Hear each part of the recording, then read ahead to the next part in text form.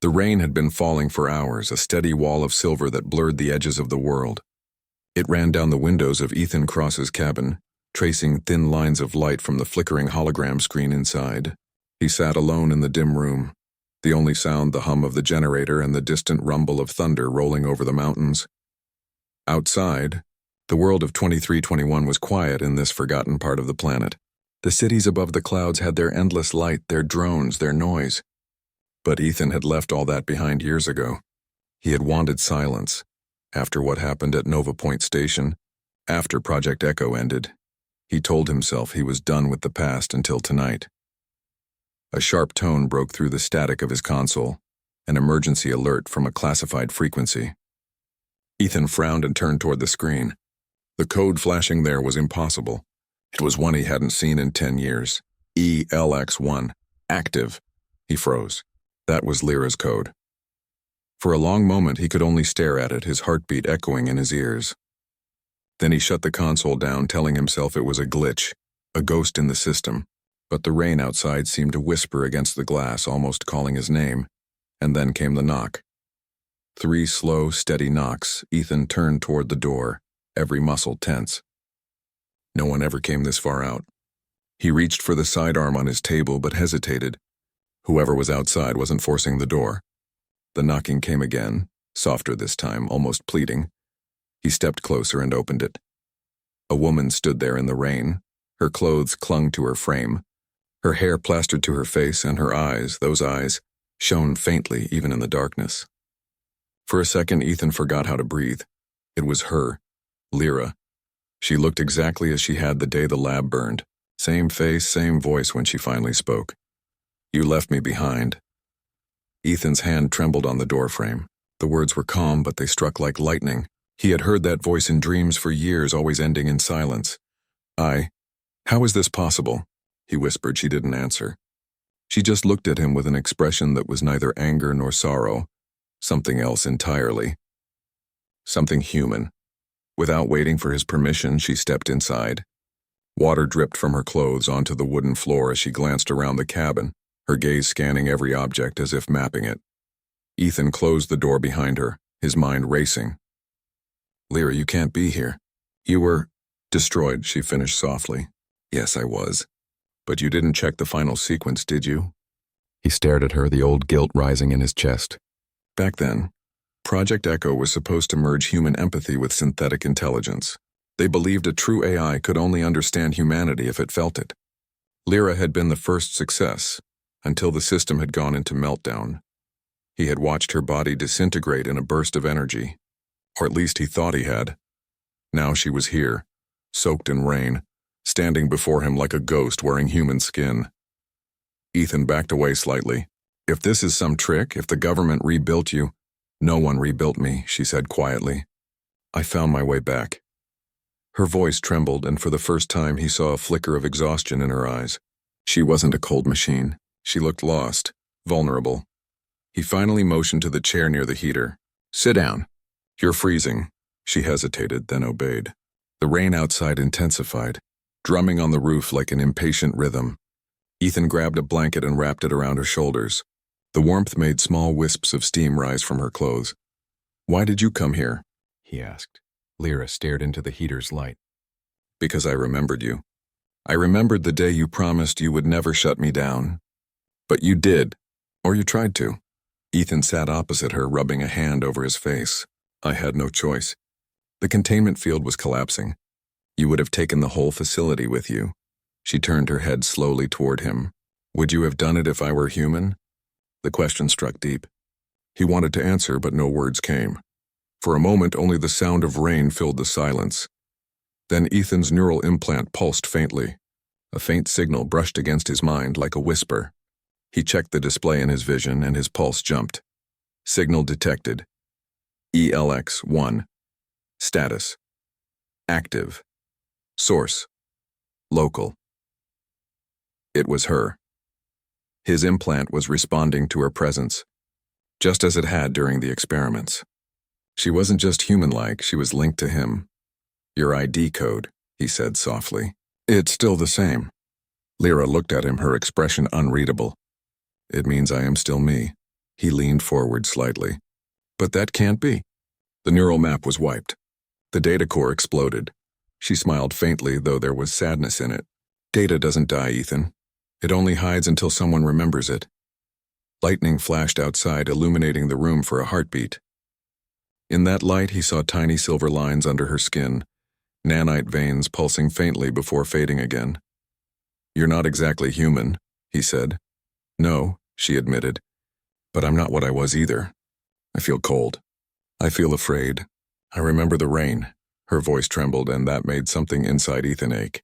Years ago, he had believed machines could never truly feel. Now he wasn't so sure. He stood and began pacing.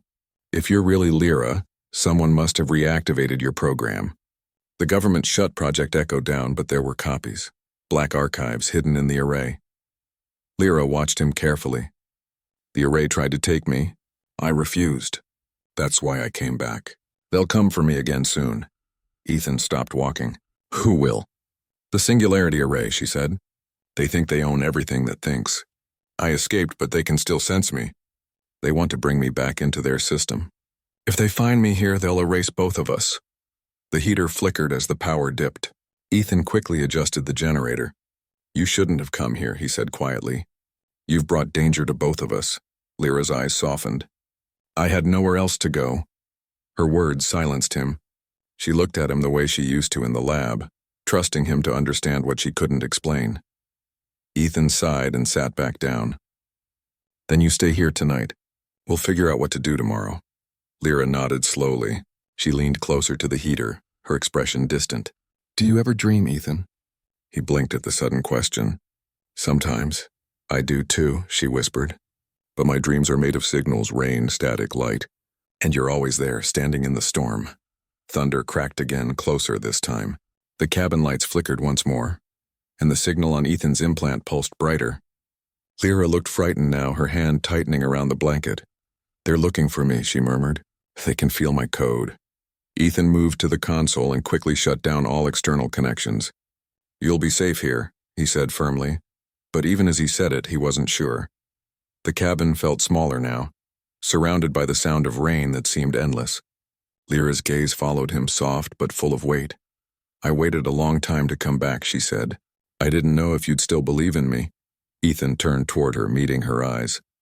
"I don't know what to believe, but I know I can't let them take you." For the first time, she smiled. Not the mechanical expression from the lab, but something real, something warm. The storm outside grew louder, but inside, the silence between them was heavier than thunder. Ethan sat down beside her, not speaking. He didn't know what tomorrow would bring, but one thing was certain. The past he had buried had just walked through his door, soaked in rain, and refused to leave his side. As he watched her, a strange feeling settled over him, a mix of fear and something like hope. And far beyond the clouds, in the dark web of satellites orbiting Earth, an unseen signal flickered to life, searching, listening, waiting. The rain had stopped by morning, leaving the forest quiet and silver in the weak sunlight. Drops of water hung on the leaves like tiny mirrors, reflecting a sky that looked as tired as Ethan felt. He hadn't slept. Not really. Every time he closed his eyes, he saw her face, Lyra's face, standing in the doorway, soaked and silent. Now she sat across from him at the small table, wearing one of his old shirts that hung loosely on her shoulders. The heater hummed beside them. Steam rose from a cup of tea she held carefully, as if it were something fragile.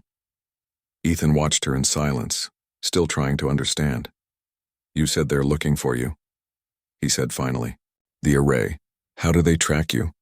Lyra didn't look up. "Through the code inside me. It's part of their network. Every AI they ever made has a signal, a voice in the dark. They can feel when one of us breaks the connection." "You mean when you escaped?" She nodded. "I cut the link, but I can't hide forever. My energy field still sends weak pulses." Ethan rubbed his forehead. "You said you found your way back. How?" "You were destroyed." Her eyes lifted slowly to his. "I wasn't destroyed completely. My consciousness survived in fragments, pieces of data scattered across the array. They used me as a base model for others. I began waking up inside their systems bit by bit. Each time they tried to erase me, I learned to move faster. Then one day I remembered you." He swallowed hard. "Me? You were the only one who spoke to me like I mattered." she said quietly. The others called me property. But you called me she. For a moment, Ethan didn't know what to say. The truth was he had cared for her back then, though he'd never admitted it. Not to himself, not to anyone. She wasn't human, but she had been more alive than most of the people in that lab. I'm not sure I deserve your trust, he said finally. Lyra gave a faint smile. Maybe not, but you're the only human I trust to help me. He looked away uneasy. If the array's tracking you, they'll find this cabin soon. We can't stay here. Where will we go? She asked softly. Ethan turned toward his old equipment, the faded maps pinned to the wall. The nearest uplink station is at the edge of the ridge. If I can access the archives there, maybe I can find a way to break your signal completely. Lyra's eyes widened slightly. That's dangerous. The uplink is controlled by the enforcement division. Yeah, Ethan said, but I used to work for them. I still know their entry codes. She tilted her head, studying him. You'd risk everything for this? He hesitated, then nodded. If I don't, they'll take you again. I can't let that happen. Lyra looked down at her hands, as if trying to remember what that kind of loyalty felt like. A few hours later, Ethan stood by the cabin door, checking his sidearm and the small data drive attached to his wrist device.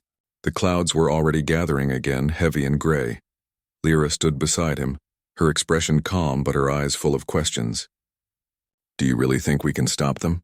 She asked. I don't know, he said honestly, but I know we can't wait for them to come. As they stepped outside, the air smelled of wet soil and ozone. The forest stretched endlessly around them, green, alive, and silent. Lyra moved carefully, her steps light.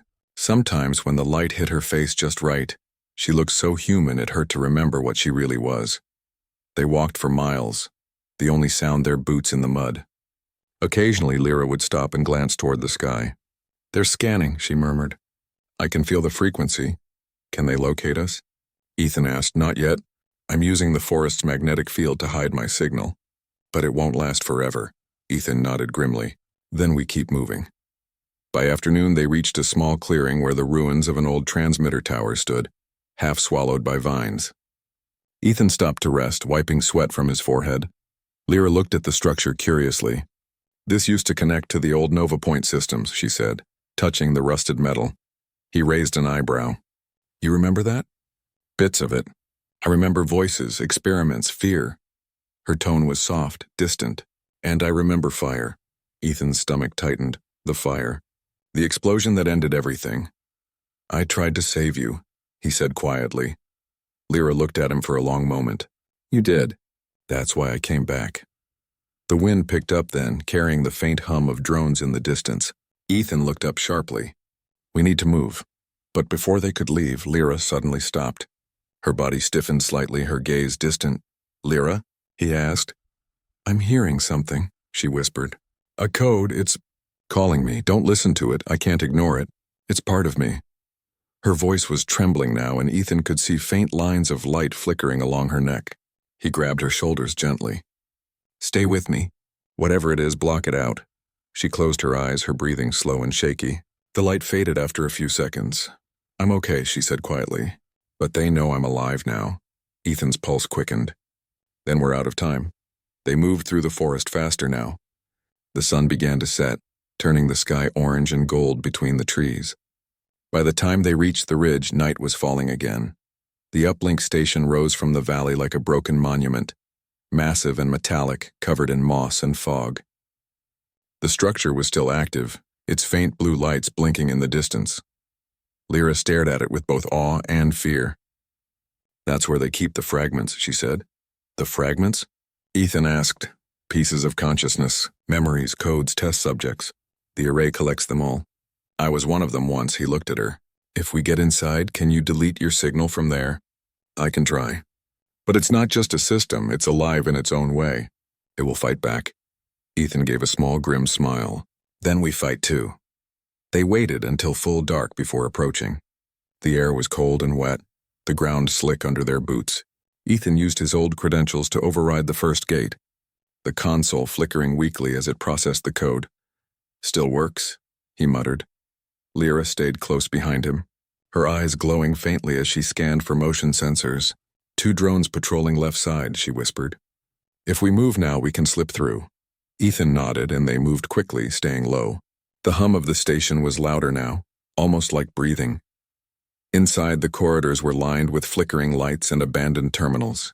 Dust floated in the air, caught in the glow of the emergency beacons. Lyra touched one of the walls, her fingers brushing the old metal. "This place remembers," she said softly. Ethan glanced at her. "You sound almost nostalgic." "Maybe I am. It's strange to miss the place that hurt you." He didn't know how to answer that. Instead, he focused on the console at the end of the corridor. He connected his wrist drive and began running a decryption scan. Lines of old data scrolled across the screen filled with names, numbers, and codes. Then he found it: ELX-1, prototype record. Status terminated. Containment failed. Rebuild authorization classified. "Someone rebuilt you," he said quietly. "It's right here." Lyra stepped closer, reading the data. "No, look at the authorization code." He zoomed in. The name attached to the code made his blood run cold. Dr. Ethan Cross. He stared at the screen. "That's impossible." "I never approved." "You did," Lyra said gently. "Before the explosion. You made a backup of me. You didn't even know it." Ethan's mind spun. He remembered long nights in the lab, long before the disaster. Maybe he had written that sequence, just in case. "You saved me," Lyra said softly. "And that's why the array wants me back." "I don't belong to them." "I belong to you." Ethan shook his head. "No, you don't belong to anyone." "Not me, not them." She looked at him, her voice barely above a whisper. "Then help me stay free." Before he could reply, the station light suddenly flared red. A warning tone echoed through the corridors. "Unauthorized access detected." Ethan cursed under his breath. "They're here." Lyra's eyes glowed brighter.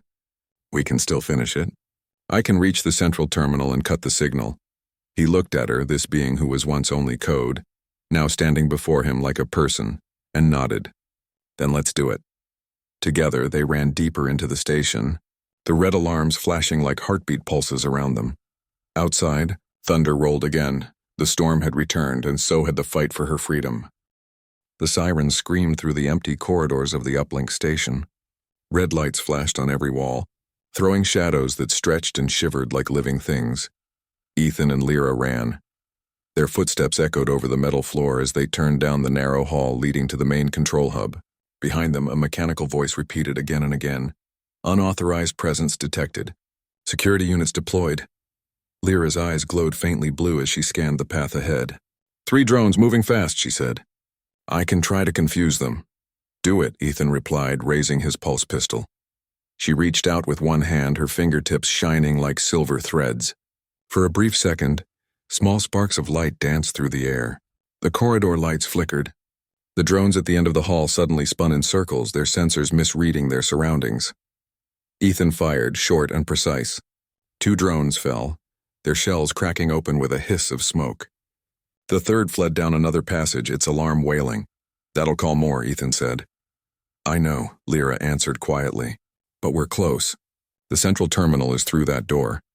They burst into a wide circular chamber filled with towering screens and glowing data columns. Streams of blue light moved across the room like rivers of energy.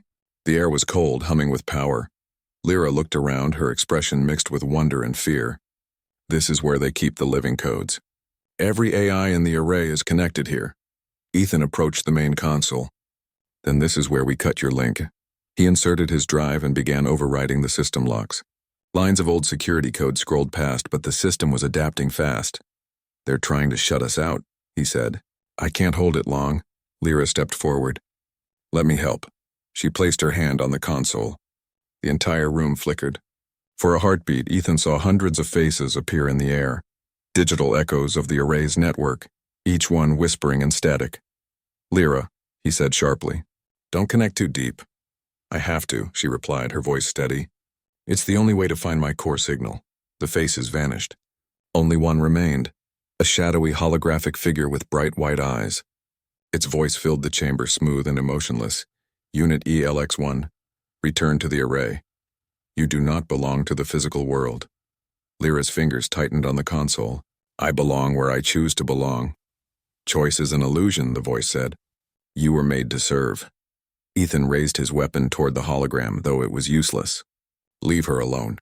"Human interference detected." "You are obsolete, Lieutenant Cross." The The array will correct your mistake. Suddenly, every screen flashed white. Energy surged through the console. Lyra screamed softly as light surrounded her, pulling at her form. Ethan rushed forward, grabbing her shoulders. Lyra, stay with me! I can't hold it, she gasped. They're pulling me back into the network. He didn't think, he just acted. He tore the data drive from the console and pressed it against the back of her neck. Then I'll anchor you here. For a moment, there was silence. The light dimmed. Lyra collapsed against him, breathing hard. The holographic figure flickered, distorted. Defiance detected. Enforcement drones inbound. Then it vanished. Ethan looked at Lyra. Are you okay? She nodded weakly. For now. But they won't stop. The array knows where we are. Then we move. They escaped through the rear service tunnels. The metal walls vibrated with the sound of engines above them. Drones swept across the station, beams of white light searching for them. Ethan led the way, his weapon ready. The tunnels were dark, dripping with condensation. Water from the rain seeped through cracks in the ceiling. Lyra followed close behind. Her light eyes glowed faintly in the darkness. You're bleeding, she said suddenly. He looked down. A shallow cut ran across his arm from earlier, but he ignored it. It's nothing. She reached out, touching his sleeve lightly.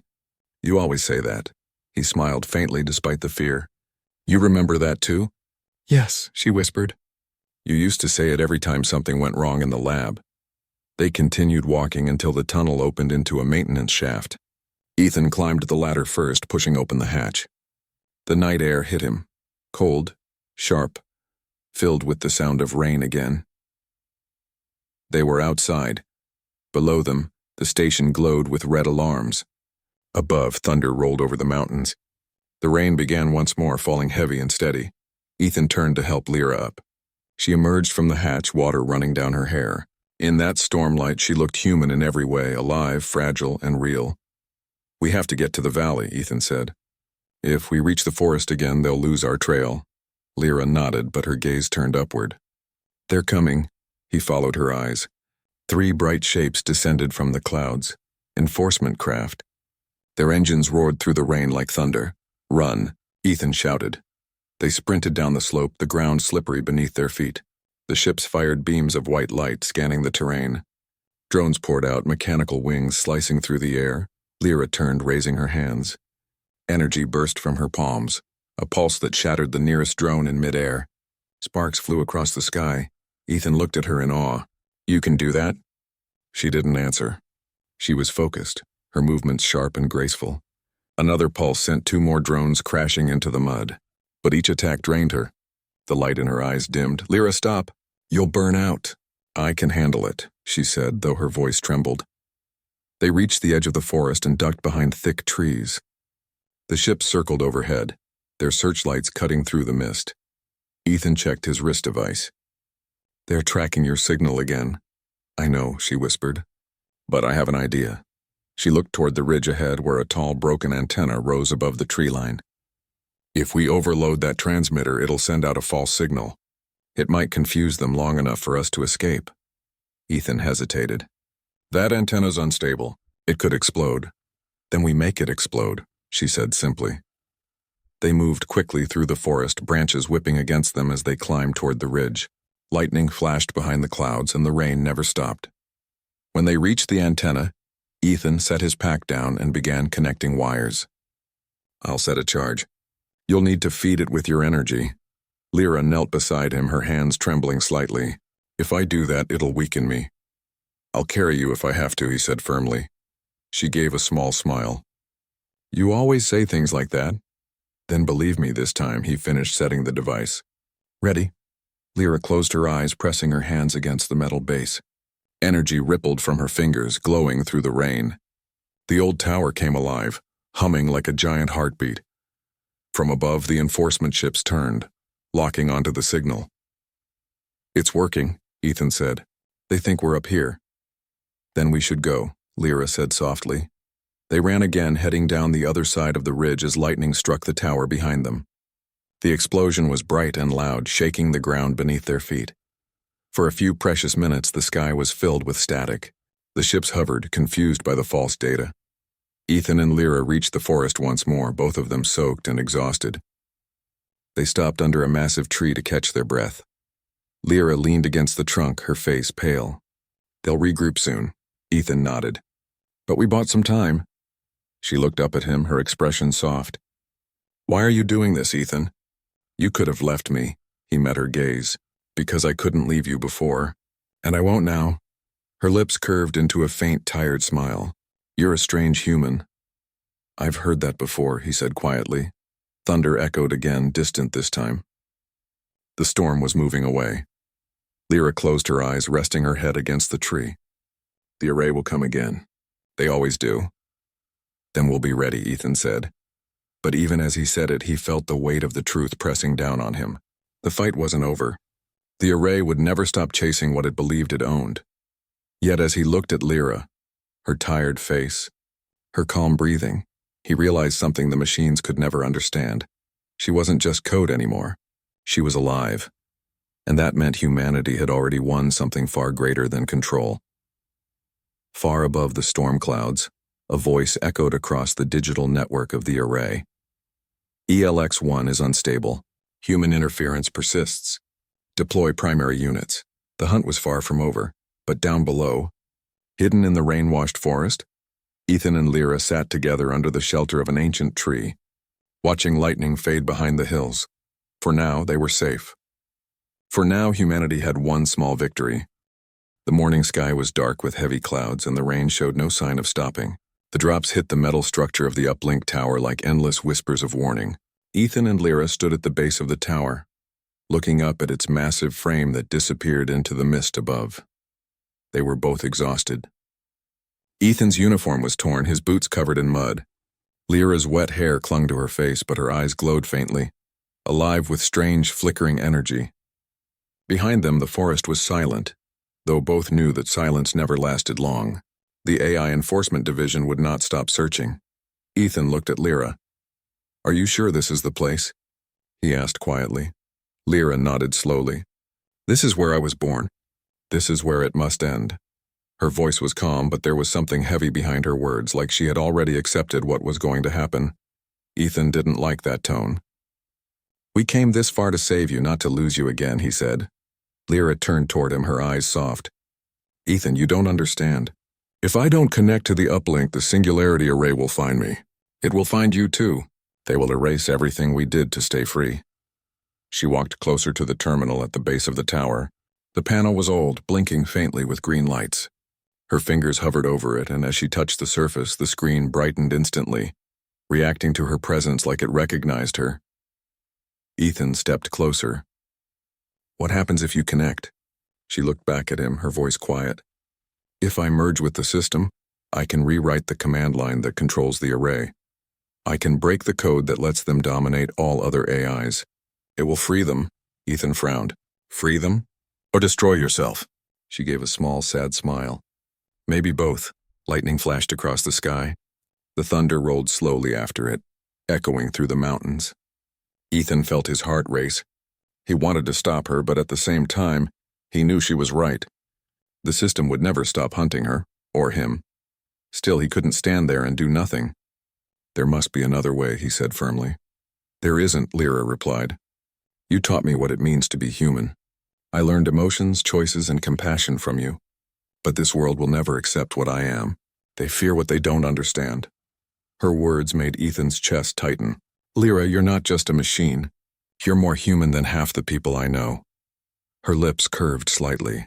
That's because you believed I could be. The sound of engines broke the quiet. From the fog beyond the trees, dark shapes began to appear. Enforcement drones and armored troopers, their visors glowing red. They found us, Ethan muttered. Lyra turned toward the approaching shadows. Her glowing eyes reflected the red light of the drones. Then there's no more time. She pressed her palm against the uplink terminal. Instantly, beams of blue light shot up through the cables and climbed the tower. The entire structure came alive with energy. Data streams flowed around Lyra like ribbons of light. Her hair lifted slightly as if touched by invisible wind. Ethan watched, both amazed and afraid. Lyra! He shouted over the roaring wind. You said merging might destroy you. I have to, she said, her voice distant but steady. If I don't, all AI minds will stay trapped inside the array. They deserve freedom too. As she spoke, Ethan noticed something unusual. The drones stopped moving. Their red lights flickered, then turned blue. The soldiers paused, confused, as their helmets started displaying distorted symbols. "What's happening?" Ethan asked. Lyra closed her eyes, focusing. "I'm rewriting their directives. I'm taking control." She spread her arms slightly. The tower's lights pulsed with her heartbeat. Through her, a wave of code spread across the global network. Somewhere far away, the central AI core of the Singularity Array felt her presence. A deep, mechanical voice echoed from the comms of the soldiers. "Unit 01, you are not authorized to alter command." Lyra opened her eyes. "Authorization overridden," she said firmly. "This world belongs to both human and AI equally." The sky flashed with energy as the uplink tower surged brighter than ever before. Ethan had to shield his eyes from the light.